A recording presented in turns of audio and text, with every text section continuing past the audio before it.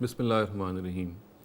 دین یہ چاہتا ہے کہ ایک مسلمان اپنی زندگی کے ہر شعبے میں تزکیہ نفس سے کام لے۔ تزکیہ کا مطلب یہ ہے کہ انسان پاکیزہ ہو اور پاکیزگی کو اپنا شعار بنائے،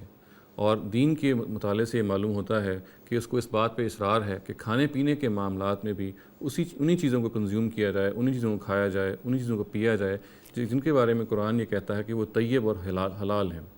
طیب اور حلال کا مطلب کیا ہے؟ اس کا مطلب یہ ہے کہ انسان کی فطرت ان سے ابا نہیں کرتی۔ چنانچہ قرآن مجید کے مطالعے سے یہ معلوم ہوتا ہے کہ قرآن نے ہمیں کوئی فہرست اس سلسلے میں نہیں دی کہ ہمیں بتائے کہ وہ کیا چیزیں ہیں جو ہمارے لیے پاکیزہ ہیں اور وہ کیا چیزیں ہیں جو ہمارے لیے پاکیزہ نہیں ہیں۔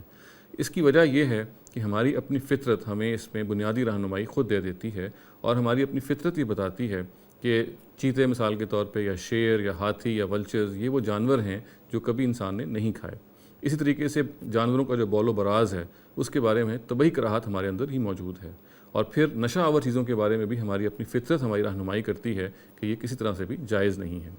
چنانچہ ہم یہ جانتے ہیں کہ قرآن مجید نے اس سلسلے میں اگرچہ کچھ بنیادی سوالات کا تو جواب ضرور دیا ہے، مگر کھانے پینے کے حلت اور حرمت کے معاملے میں کوئی متعین فہرست نہیں دی۔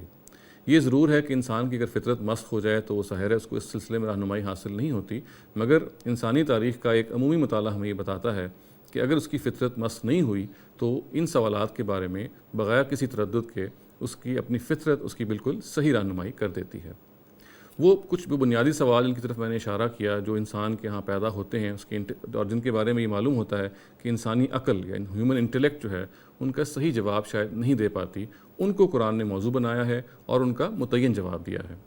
اس میں سے ایک سوال تو ظاہر ہے یہ پیدا ہوا کہ کیا سور جائز ہے یا نہیں، اور یہ سوال بھی شاید اس لیے پیدا ہوا کہ سور اپنی نیچر میں، اپنی بعض عادات میں ہربیورس ہے، یعنی کہ وہ پلانٹس کھاتا ہے، ویجیٹیشن کھاتا ہے، اور وہ اسی صنف سے ہے جس سے بکری مثال کے طور پہ ہے یا شیپ یا کاؤ ہیں۔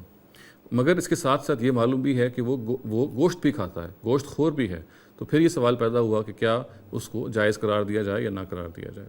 اسی طرح سے ایک سوال یہ پیدا ہوا کہ جانوروں کا جو خون ہے وہ انسان کے لیے جائز ہے یا نہیں جائز ہے۔ پھر یہ سوال بھی ذہن میں پیدا ہوتا ہے کہ وہ جانور جو تزکیہ کیے بغیر مر جائیں، تزکیہ کا مطلب یہ ہے کہ وہ اس طرح سے مر جائیں کہ ان کے اپنی وینز میں، ان کی اپنی جو جہاں پہ خون بہتا ہے، رگیں ہیں، اگر ان میں خون موجود ہو تو پھر کیا وہ جانور جائز ہیں یا نہیں جائز۔ اسی طرح سے ایک سوال یہ بھی پیدا ہوتا ہے کہ غیر اللہ کے نام کا ذبیحہ کیا یہ جائز ہے؟ اس کا مطلب کیا ہے؟ اس کا مطلب یہ ہے کہ ہم جانور ذبح کریں اور ذبح کرتے ہوئے کسی اور کا نام لے لیں، تو کیا وہ جائز ہیں کہ نہیں؟ قرآن مجید نے ان چاروں سوالوں کا بڑا متعین جواب دیا اور یہ بتایا کہ مردار حرام ہے، اسی طرح سے سور حرام ہے، اسی طریقے سے بہتا ہوا خون بھی حرام ہے، اور پھر یہ بھی بتایا کہ غیر اللہ کے نام کا ذبیحہ یہ بھی حرام ہے۔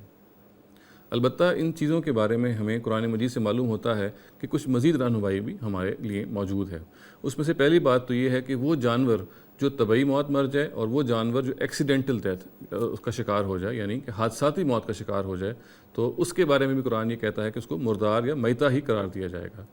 اسی طریقے سے وہ جانور جو کسی اور جانور کے شکار کے نتیجے میں مر جائے اس کو بھی مردار ہی قرار دیا جائے گا، الا یہ کہ ہم اس کو زندہ پالیں اور پھر اس کو صحیح طریقے سے ذبح کر لیں۔ اس سلسلے میں جو دوسری رہنمائی ہمارے لیے بیان ہوئی ہے وہ یہ ہے کہ وہ جانور جو کسی اور استھان میں ذبح ہوئے ہیں، یا مثال کے طور پہ کسی ایسے شخص نے ان کو ذبح کیا ہے جو مشرک ہے یا اللہ تعالیٰ کو نہیں مانتا، یا اس کے ساتھ ساتھ اللہ تعالیٰ کا نام پازیٹیولی اس جانور کو ذبح کرتے وقت نہیں لیا گیا، تو ایسے تمام جانور بھی جائز نہیں ہیں۔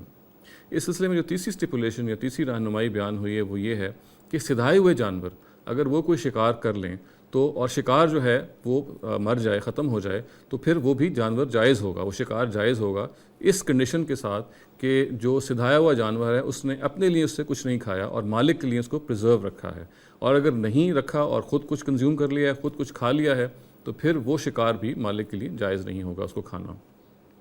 اس سلسلے میں چوتھی بات قرآن مجید نے بیان کی ہے وہ یہ ہے کہ یہ حرام کردہ اشیاء وہ مجبوری کی حالت میں، اضطرار کی حالت میں کنزیوم کر سکتا ہے، ان کو استعمال کر سکتا ہے، بشرطے کہ غیر باغ ولا عاد، قرآن کے الفاظ ہیں، نہ زیادہ چاہتے ہوئے اور نہ حد سے گزرتے ہوئے۔ یہ وہ کھانے پینے کی حلت و حرمت کے آپ کہہ لیجیے قوانین ہیں جو قرآن مجید میں بیان ہوئے ہیں۔ وآخر دعوانا ان الحمد للہ رب العالمین۔